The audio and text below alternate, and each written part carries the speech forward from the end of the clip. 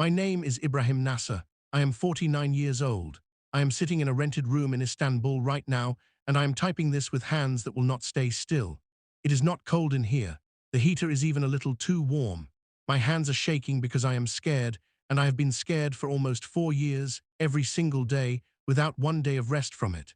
But I have finally decided that being scared is not a good enough reason to stay silent anymore.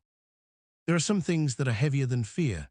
There are some truths that a person cannot keep carrying alone, not for one more year, not for one more month. I keep thinking about my children while I write this, about the life we used to have, and about the life we have now, hidden, careful, always looking over our shoulder just a little. I keep thinking about the version of myself that existed before that night, a man who was so sure of everything, so settled, so respected. That man is gone now. I do not know exactly how to explain what took his place, except to say that it was worth losing everything else to become it. I want to tell you something that happened to me, something that changed everything, something that cost me my job, my friends, my good name, and almost cost me my family too. But I am going to tell it anyway because I think you need to hear it, and if I am honest, I need to finally say it out loud, maybe more for myself than for anyone reading this.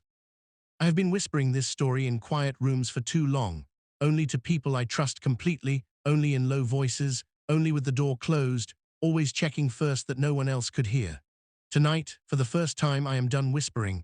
Before I tell you what happened, I think you should know who I was before it happened. Because if you do not know who I was, it will be hard for you to understand why what happened shook not just me, but everyone in that room. I was not just an ordinary man living an ordinary life. I was Sheikh Ibrahim Nasser. I had studied Islamic law for many years, first in Cairo, then later in Medina, and for a short time in Kuala Lumpur. I had written 3 books, and one of them was used in a religious school not far from where I lived. I had been invited to speak in 6 different countries over the years. I had appeared on a local television program a few times to talk about matters of faith, to answer questions people had about the Quran and about how to live a good life. I had led the Friday prayers in a mosque in my neighborhood for almost 9 years. When people had questions that were too difficult for the younger imams, they would come and find me. When a father was worried about his son drifting away from the faith, he would send the boy to sit with me for an afternoon. I'm not telling you these things to make myself look important. That is not why I am saying them. I am telling you this so you understand that I was not a confused man. I was not somebody who could be tricked easily or somebody who already had doubts hiding somewhere inside him. I had given my whole life, every single piece of it, to Islam. Every morning prayer, every night prayer, every fast during Ramadan, every hour spent reading and studying, all of it for almost 30 years. It was not just my religion. It was the air I breathed. It was, in a way, the only identity I had ever known for myself. And then one night in a prayer hall, everything I had built my whole life on top of was shaken loose from its foundation, and it has never gone back to the way it was before. I still remember the morning the invitation came. It arrived in a plain envelope, but inside there was a formal letter with an official seal from a well-known religious body. My wife, Salma, was sitting across from me at the table when I opened it. She watched my face change while I read it, and she asked me, "Is something wrong?" And I told her, "No, nothing is wrong. Actually, everything is very right." I had been chosen, along with a small number of other scholars from across the region, to attend a private gathering. It was the kind of invitation most religious teachers wait their whole career for and never receive. Salma smiled so big when I told her. She hugged me right there in the kitchen. Our 2 younger children heard the noise and came running in to see what the celebration was about. That morning, I remember, felt like one of the best mornings of my whole life. I had no idea what was coming. I want you to understand that clearly. I had absolutely no idea. We were told the gathering would last about 10 days. The purpose, they said, was to talk about how to help young Muslims stay close to their faith in a world that keeps pulling them in other directions, and also how to respond, with wisdom, to the growing criticism of Islam coming from outside voices. We would share ideas. We would pray together. The location, they told us, would be near one of the holiest sites, and only the chosen scholars, a small group of us, would be allowed inside the building where we were staying. When I arrived and saw the other men who had been called there, I felt something like pride rise up in my chest. Not a bad kind of pride, I don't think, just the feeling of being somewhere important, among people I respected deeply. I recognized several faces right away, men whose books I had read years earlier, men I had seen on television, men whose names were known across many countries. These were serious men, careful men, men who chose their words slowly because they understood that thousands, sometimes millions, of people listened when they spoke. The first 2 days passed in a way that felt very normal. There were lectures in the mornings, long discussions after lunch, quiet dinners where we talked about theology, about our different countries, about our families back home. I remember one evening in particular, sitting outside on a small balcony with two other scholars, drinking tea, laughing about something small, some story one of them told about his early years as a young student, mispronouncing a word in front of his whole class. It was such a normal, warm moment. I think about that evening often now, because it was one of the last times I felt completely at peace with the life I had always known, without any cracks in it yet, without any questions I had not already answered for myself a long time ago. I made friendships during those 2 days that I truly believed, at the time, would last for the rest of my life. On the third night, right after the evening prayer, one of the men organizing the gathering stood up in front of all of us and made an announcement. He said we would come together at midnight for a special time of prayer. He said that praying together, all of us in one place at that hour in that city, would be something none of us would ever forget. He had no idea, none of us had any idea, how true that would turn out to be. We gathered in the main prayer hall a little before midnight. There were 110 of us, I remember counting once, wearing clean-pressed clothes, all facing the same direction, the way we always did.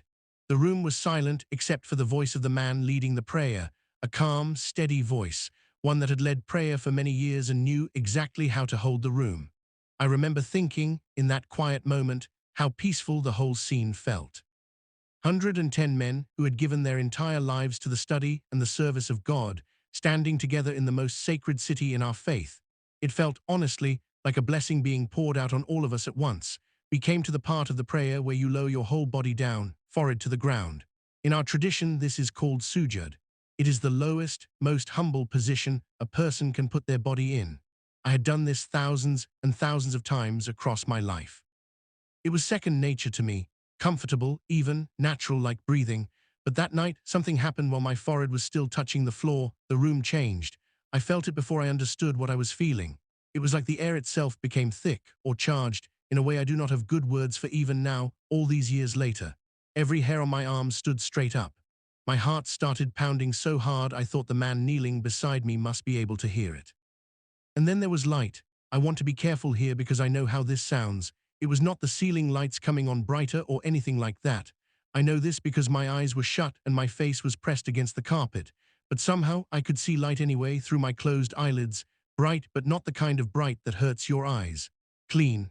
Almost, and I know this word sounds strange to use here, alive. Then I felt something else. A presence. I have tried many times over these last 4 years to find the right words for this, and I still have not found them. The closest I can get is this. Imagine that you have spent your entire life in a room that is completely empty, and you have grown so used to the emptiness that you forgot it was even empty. And then suddenly, without any warning, something enters that room, something so much larger than anything that has ever been in there before, that the whole room feels different the moment it arrives. The air feels different. The temperature feels different. Even the silence feels different, heavier somehow, but not in a bad way. That is the closest I can come to describing what I felt kneeling there with my face on the ground, except that there was no sound at all connected to it. Just this overwhelming certainty that something far beyond anything I had studied or known in 30 years had walked into that room. I lifted my head. I could not stop myself, even though every part of my religious training told me to keep my head down, to stay in that position until the prayer was finished. I lifted my head anyway. And when I looked up, I saw him. A man standing in the very center of the hall, dressed in white, and there was light coming from him, not light shining on him from somewhere else. Light coming out of him from his skin, from his face, from his hands, like the light had no other source but him. I looked around quickly, and every single man in that room had lifted his head too. Every one of them was staring at the same figure. Some had their mouths hanging open. A few were already crying, silent tears just running down. Some looked truly terrified, frozen in place. A man kneeling close to me grabbed onto my arm without even turning to look at me, just reaching for something solid to hold onto in that moment. I understood exactly why he did that. Whatever this was, we were all seeing it together at the exact same time. It was not a private dream. It was not something happening only inside my own head. 110 grown men, all serious scholars, all seeing the same thing at the same moment. That fact alone was enough to make my legs feel like water underneath me. He did not speak. Not one word came from his mouth that I could hear with my ears. But something was happening on the inside of me as I looked at him, something like information being placed straight into my heart, not passing through my ears at all, going somewhere deeper than that. And the message, whatever you want to call it, was completely clear. There was no room in it for confusion. I knew who he was. I did not want to know it. I fought against knowing it with everything I had left in me. But I knew this was Issa, not the prophet Issa that I had studied for 30 years, not the honored messenger whose story I had read many times in the Quran and taught to hundreds of students over the years. This was someone with an authority that went so far past the idea of a prophet that the word prophet did not come anywhere close to what I was sensing standing in front of him. He held out both of his hands, and I saw the marks in his palms, old wounds, deep ones, that somehow still looked fresh, like they were telling a story on their own without needing any words to go along with them. Then he showed us his feet, and there were the same kind of marks there too. Somehow, without a single word being spoken out loud, all of us understood together what those marks meant, what they had cost, what they had been for. The message that came into my heart, and I believe into the hearts of every man in that room, was the same. He had died. He had taken on himself something that was meant for us to carry, not for him. He was not simply a man who had lived a good life, taught good lessons, and then passed away long ago. He was something else, something more. He was the Son of God. He had died in our place. He had come back to life. And here he was, standing in front of 110 Islamic scholars, telling us, without saying a single word, that a great deal of what we had spent our lives teaching other people about who he was had not been the full truth. I felt in that moment the most complicated thing I have ever felt in my whole life.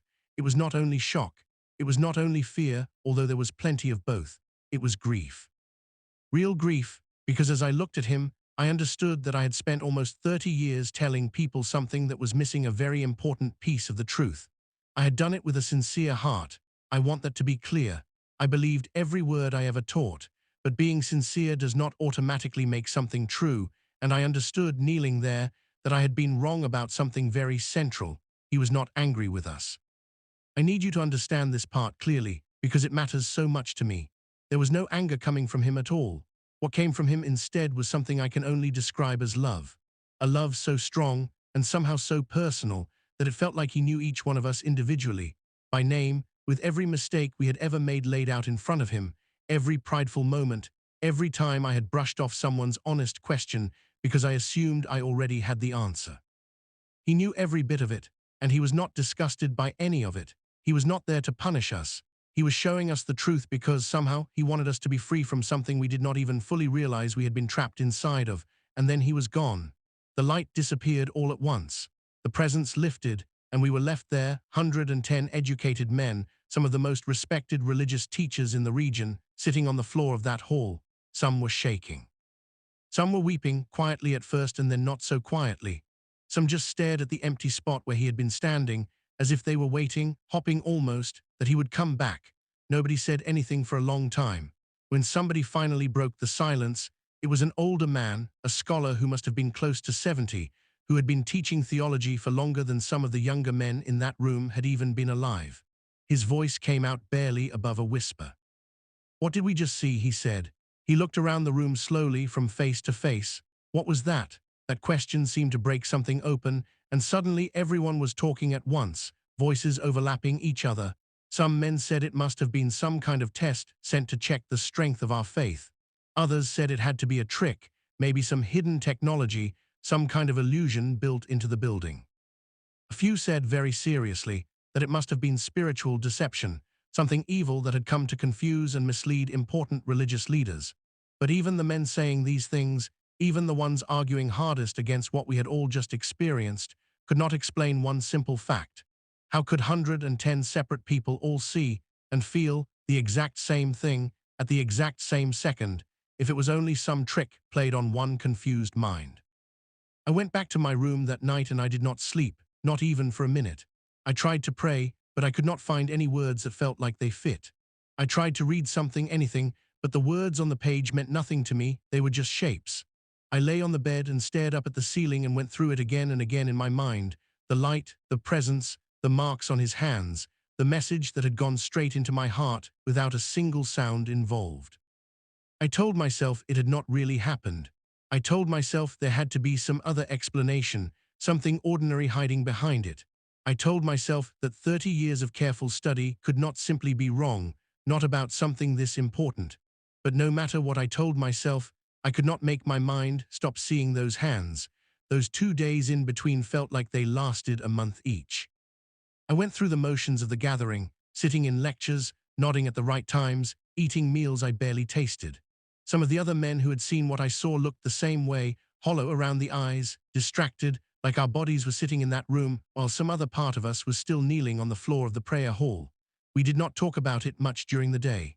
It felt too big for daytime conversation, too big for the bright light of an ordinary afternoon.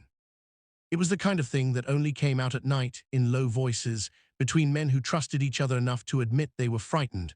2 nights later, while I was sitting alone in my room trying, without much success, to read, the room filled again with that same light. And he came to me, just me this time, nobody else in the room, only him and me. I'm not going to pretend that I was calm, I was afraid. But the fear did not last as long as I expected it to, because of the way he looked at me. He looked at me the way, I think, a father looks at a son who has been missing for a very long time and has finally come home. Not angry, not disappointed in me, just glad, deeply and simply glad, to see me standing there in front of him. He spoke to me the same way as before, straight into my heart, no sound involved at all. He revealed to me that he had not come to destroy anything in my life. He had come to save it. He showed me that the path I had walked for so many years, sincere as I had truly been while walking it, was not leading me to the place I had always believed it was leading me to. He revealed to me that he was the way, not simply one road among many good roads, but the way itself. He showed me his hands again, and this time, somehow, I understood something I had never once been able to understand in 30 years as a Muslim scholar, no matter how many books I had read or how many years I had studied. Real forgiveness. Not the kind that depends on counting up how many prayers you manage to say or how many good deeds outweigh the bad ones on some final scale. Not the kind that just hangs over your whole life as something you might receive or might not, only at the very end of everything. This was forgiveness that had already been paid for, already finished, already purchased through those very marks I was looking at on his hands. I fell forward onto the floor of that room, and for the first time in my entire life, I prayed facing something other than the direction I had faced every single day since I was a small boy. I prayed to Issa. I told him I believed him. I told him I was sorry, deeply sorry, for the years I had spent pointing people in a different direction than the one that led to him. I told him I wanted to follow him now, even though I had no idea at all, not even a small idea, what that was going to look like for the rest of my life. When I finally stood back up, something in my chest felt different. There was a weight gone from there, a weight I had been carrying for so long that I had stopped even noticing it was pressing down on me. A fear had lifted too, not the fear of some final judgment waiting for me that I could never be sure I had prepared enough for. That fear, specifically, was gone. In its place was something quiet, something solid, something I think I had been looking for my whole life without ever knowing exactly what I was looking for. A few weeks after the gathering officially ended, we were all called back together. An urgent meeting, they said. When we walked into that same hall again, the mood in the room was completely different from the first time. It felt heavy, tense, like a storm building somewhere just out of sight. A senior figure stood up in front of us with a very serious expression on his face. He said that disturbing reports had reached the proper authorities. He said certain members of our group were claiming to have had some sort of spiritual experience, and that some of these same men were now expressing doubts about the teachings they had spent their whole lives defending. He said the matter had been carefully looked into and a decision had been reached. Whatever had happened in that hall, he told us, had been a deception, a spiritual attack meant to confuse important religious leaders. Anyone who continued to claim they had seen Issa would be considered to have left the faith entirely. And leaving the faith, He reminded us, slowly, looking around the room while he said it, carried very serious consequences. I remember standing near the back of the room during that meeting, my legs feeling weak underneath me, thinking about Salma and the children back home, wondering if I would ever see them again, depending on what I said in the next few minutes. It is a strange thing to feel that kind of fear in your body, real physical fear, shaking hands, dry mouth, and at the very same time to feel something steady underneath it all, something that would not let me open my mouth and say the easy words everyone wanted to hear. Some of the men agreed with him right away. Of course it was only a test, they said. Of course they had never truly believed it was Issa standing there. Of course they remained faithful, unshaken, exactly as they had always been. I watched their faces while they said these things. I believed some of them meant it sincerely, but in the eyes of others, I saw something different, a look that told me they were saying whatever they had to say in order to stay safe, and I could not blame them for that, not really, but some of us could not say those words. I understand how strange that probably sounds to you. I understand it might sound like the wrong choice, an unwise one. But when you have seen what we saw, when you have felt what we felt, when that presence has entered into your heart and rearranged something deep inside you, you cannot stand up in front of a room and say it was not real. You simply cannot do it. It would be a lie too large, too heavy, and I believe it would hollow out everything else left inside a person. About 18 of us stood up, one after another, and said plainly that we believed what we had seen had truly happened, that Issa had appeared to us, and that we could not deny it, no matter what it cost us. I was one of those 18 men. Within a few hours we were taken into custody. They brought us to a location outside the city. They took our phones, our bags, everything we had brought with us, and then the process of trying to make us change our minds began. At first it was only words, hour after hour of shouting, calling us traitors, calling us liars, telling us we had lost our minds, that we were bringing disgrace on our families, on our countries, on our entire religion. When words alone did not work, other methods were tried. I'm not going to describe everything that happened to us in that place. Some of it is still too difficult for me to put into words, even now, even after all this time. But I will tell you that I watched men in their 60s and 70s, respected scholars, endure things that no human being should ever have to endure simply for telling the truth about what they had seen with their own eyes. There were nights in that place when I honestly did not know if I would live to see morning. I remember one night especially, lying on a thin mat on a cold floor, listening to another man in a nearby room crying, quietly, trying not to be heard, and failing. I did not know his name. I never learned it, even after we were released, but I remember praying for him that night, silently, the best way I knew how at that point, still so new to praying in this different way. I remember thinking, in the middle of all of it, that if this was truly the cost of what we had seen, then at least I was not paying it alone. There is something strange about that thought. It did not make the fear disappear. But it made it slightly easier to carry, knowing that 17 other men were carrying the exact same weight in nearby rooms, all of us holding onto the same memory of light and hands, and a message that would not let go of us. Not one of us changed our story. We had seen what we had seen. We knew what we knew, deep in our own hearts, and there is no amount of pressure in the world that can force a person to unknow something like that. They kept us there for a little over a month. Eventually, I believe, they realized they had a problem on their hands. We were not unknown men who could simply vanish without anyone noticing or asking questions, so a different plan was made instead. We were told we would be sent back to our home countries. We would not be allowed to work again as religious teachers or lead prayers of any kind. We would not be allowed to speak publicly in any way about what had happened to us. We would be watched, they told us plainly, and if we broke any of these conditions, we would be brought back, and what we would face the second time would be far worse than what we had already lived through. I was put on a plane back home. When I walked through my own front door and saw my wife, Salma, and my children standing there waiting for me, I broke down completely. I had not cried once during the entire month I had been held. I had refused to let myself. But seeing their faces, I could not hold it back any longer.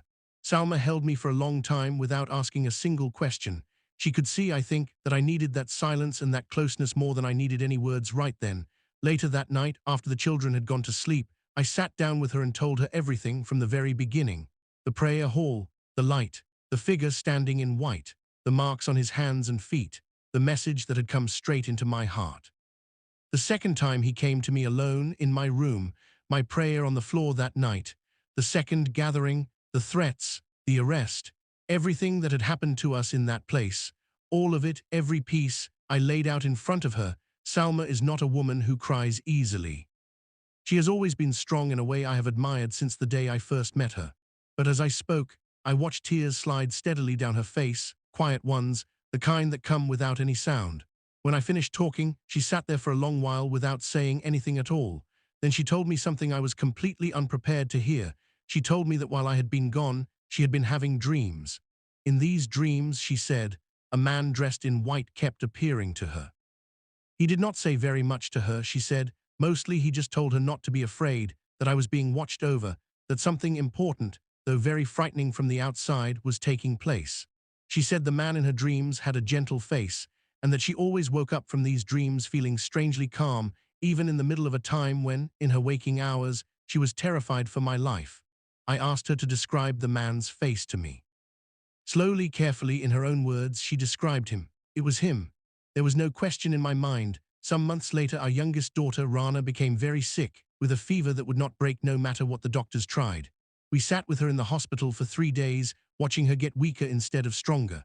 On the third night, Salma and I went to a quiet corner near the hospital chapel, and I prayed out loud, really out loud, for the first time since coming home. Salma held my hand tightly the whole time, and at the end she added her own prayer, simple and plain, in her own words, "Please heal our daughter. I believe you can do this. I want to trust you with this." We went back to Rana's room together. Within the hour, her fever broke. The doctors had no explanation for it. By the next morning, she was sitting up in bed, asking for something to eat. Salma looked at me across that hospital room, with our daughter eating breakfast between us, and she did not say a word. She did not need to. I could see in her eyes that something inside her had finally settled into place. It was not a decision made out of desperation. It was more like recognition. She had seen something she could not explain away with ordinary reasons, and she chose, from that point on, to believe. I remember sitting by Rana's hospital bed those 3 nights, watching the machines beep and the fever come and go, and thinking in the back of my mind, so this is the life we chose now, a life where even a sick child becomes a test of what we believe. It felt unfair in the moment, if I am honest. I remember whispering, not really a prayer, more just a tired complaint. Why does it have to be this hard? Why now? Why her? I did not get an answer that night, not in words anyway.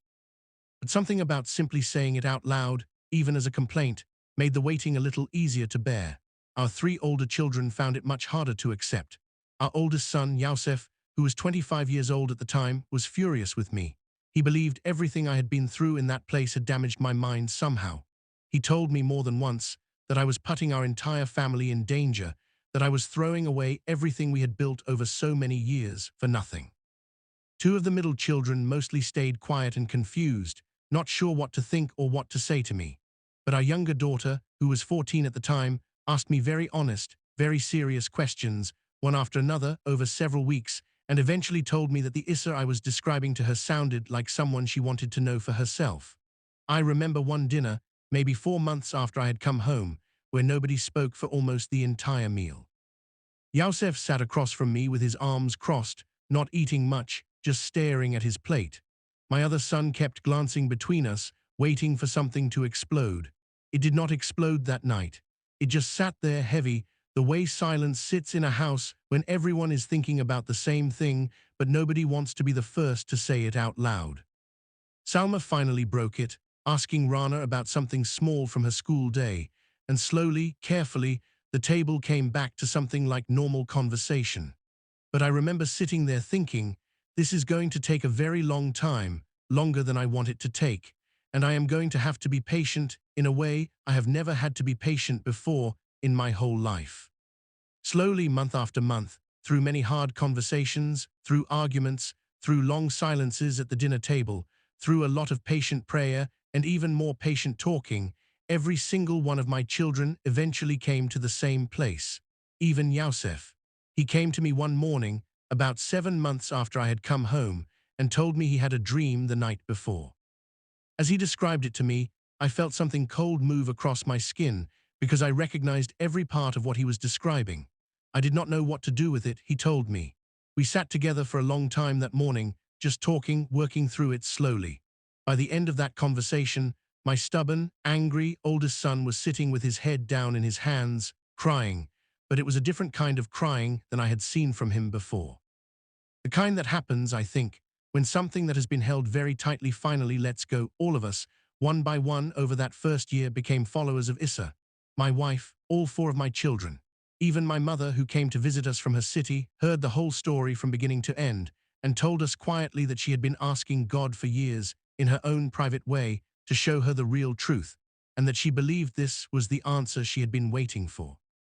We became something none of us ever expected to become, a family that believes in Issa, living quietly, carefully, in a country where that kind of belief is not safe to speak about openly. From the outside, our daily life looks the same as it always has. We dress the way we have always dressed. We speak the way we have always spoken, out in public. But inside our own home, behind our own closed door, things are very different now. We read scripture together in the evenings. We pray together to Issa quietly but honestly. We talk about what we are learning and about how it keeps changing the way we look at things, slowly, a little more each week. There is a warmth in our home now that I find hard to put into simple words, a kind of openness between us, a sense that we are all walking the same road together and that the one leading us on that road can be trusted completely, without any doubt. Some evenings, after the younger ones have gone to bed, Salma and I sit together in the kitchen with 2 small cups of tea, and we talk about how strange our life has become compared to what we imagined it would look like when we were first married, so many years ago. She sometimes laughs, a quiet laugh, not a bitter one, and says she never once imagined, not in her wildest thoughts, that she would end up here, believing what she believes now, married to a man who used to lead Friday prayers and now cannot even say the name of who he follows out loud in public. I do not have a good answer for her when she says that. I usually just take her hand and we sit there for a while longer, not needing to say much else. But the fear has never fully gone away, not even now 4 years later. I know that I am watched, at least some of the time. I know that some of my communications are monitored. I know there are people who would be genuinely pleased to have a good reason to take me away somewhere quiet and make me answer once again for what I now believe. I have lost my entire career. I cannot teach anymore. I cannot lead prayers. I cannot give lectures or publish anything under my own name.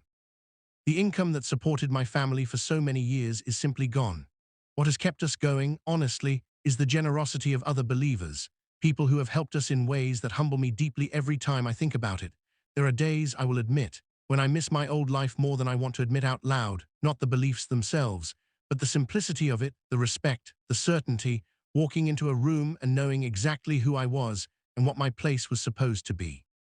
Those days pass, usually, by the time evening comes, but they still visit sometimes, uninvited, and I have learned not to be ashamed of them when they show up. I think missing something does not mean you were wrong to leave it behind. I have stayed in careful, quiet contact with some of the other men who were arrested with me that year.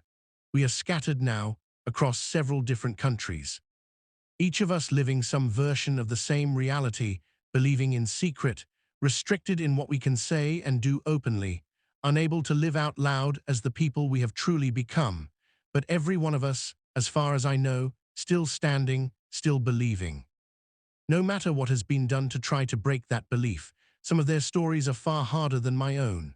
One man lost his wife entirely. She could not accept what he had come to believe, and she left, taking their children with her. I spoke to him on the phone once, maybe 2 years ago, and I could hear in his voice how tired he was, tired in a way that goes deeper than sleep can fix. He told me he still believes every day, but that believing has cost him almost everything a man builds his life around: his family, his home, the sound of his own children's voices in the next room. He said something to me that night I have never forgotten. He said, "I did not choose for it to cost this much. I only chose to tell the truth about what I saw, and the truth decided the price on its own." Another was arrested a second time after returning home, and this time they held him for almost a year before finally releasing him. When he came out, I heard he could barely walk on his own for the first few weeks. A third man had his own home set on fire while he was still inside it, by people from his own neighborhood who had somehow learned what he now believed. He survived, though only just barely, and he still carries burns on one arm that will never fully heal. And yet, as far as I know, not one of us has ever gone back to what we were before, because you cannot unsee something like this. You cannot make yourself unknow it. no matter how hard the pressure gets, no matter how much easier it might be in a quiet moment of exhaustion to simply say otherwise and make the pain stop. I think sometimes about the other men who were in that room with us that night, the ones who said it was not real, the ones who signed whatever papers they were asked to sign, saying they had never truly been confused, that they remained exactly as faithful as they had always been. I do not judge them for the choice they made. I understand, maybe better than most people could, the sheer weight of what they would have had to give up if they had chosen differently. But I do wonder about them sometimes, late at night, in the quiet moments before sleep. I wonder if they still think about what they saw that night. I wonder if they still see those hands, those marks, whenever they close their eyes. I am telling this story now because I believe, somewhere deep down, that people need to hear it. I know it will not be easy for everyone to believe. I know some people will say I am lying, or exaggerating, or that everything I went through simply confused me. I understand exactly why someone might think that. I probably would have thought the same thing myself before that night, but I want to ask you to consider one simple question along with me. What would I possibly gain by making all of this up? I have lost my profession. I have lost my good name in the community I spent my whole life serving. I live now with constant uncertainty hanging over every single day. My family and I carry this weight together every day without any real relief in sight. There's nothing left for me to gain from believing any of this. Everything I have truly gained, I gained the very moment I stopped pretending I did not already know what I knew deep inside. Issa is real. He is not simply a name from an old story or a figure written about in a religious text long ago. He is alive, even now. He can walk into a room full of 50 men who have spent their entire lives teaching against who he truly is, and in a single moment, he can show every one of them the truth. He appeared to us, and if he did that for men like us, hardened, educated, certain men, then I believe, with everything left in me, that he can do it for anyone at all who is willing to ask. If you are reading this, and you have always been taught that Issa was only a prophet, nothing more, I am asking you simply and honestly to ask him yourself to show you the truth. You do not have to give up everything you know right away. You do not need to have all the answers worked out ahead of time. Just ask him quietly, sincerely, with a heart that is genuinely open to whatever the answer turns out to be. Say to him, if you are real, please show me. That alone is enough of a beginning. I believe he will answer you.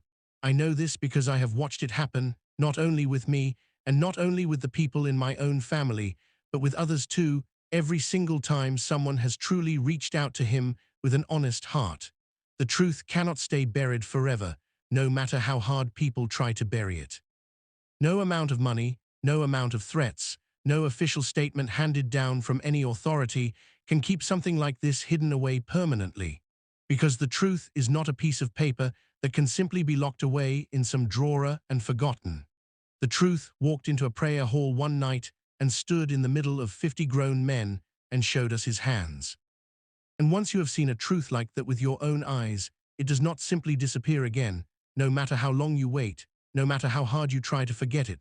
Sometimes, late at night, when I cannot sleep, I go back over the whole thing in my mind, slowly, piece by piece, almost like I am checking to make sure it still holds together, that I did not imagine some part of it or exaggerate some detail with time. And every time I do this, it still holds. The light still feels the same in my memory. The marks on his hands still carry the same weight. The love that came from him still feels just as real as it did that night, maybe even more real now, after 4 years of testing it against every hard thing life has thrown at my family since then. I think about writing this down and wonder who will actually read it, and what they will do with it after they finish. Maybe most people will scroll past it and forget it within a day. Maybe a few will read it and shake their heads and decide I am simply a man who broke under pressure and needed something to explain it to myself. I have made my peace with that possibility. But maybe, just maybe, one person reading this tonight is somebody who has quietly wondered, somewhere deep down, whether there is more to the story of Issa than what they were taught as a child. If that is you, I am not asking you to believe me simply because I am telling you this. I am only asking you to ask him yourself, honestly, and see what happens. My name is Ibrahim Nasser. I spent close to 30 years of my life as a respected Islamic scholar, and I am now quietly, carefully, but completely a follower of Issa. This is my story, and I am choosing to tell it because I believe, in the end, that it matters. I believe it matters more than my own safety, more than my own comfort, more than everything I have already lost along this road. Because when everything else is stripped away, the truth is the only thing left that feels worth standing for, no matter what it costs to keep standing.